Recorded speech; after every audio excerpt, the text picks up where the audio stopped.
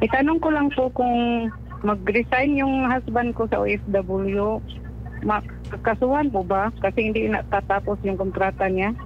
Kasi sabi niyo nakahanap ng mas magandang opportunity, tama po ba? Opo. Okay. Magiging problema natin dyan, madam, magkakaroon siya ng tinatawag na breach of contract. Ngayon, repercussion ng breach of contract, hindi ko alam kasi hindi ko alam yung batas sa bansa na yon. Pero dito sa Pilipinas, kapag ikaw ay nakasuhan ng breach of contract, syempre mahihirapan ka dahil pagbabayarin ka ng danyos, hindi ba?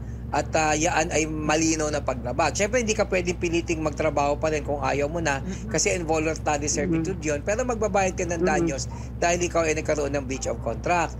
Ngayon, sa mga bansa kagaya ng Saudi Arabia, hindi ko alam kung ano yung umiiral na civil code sa kanila.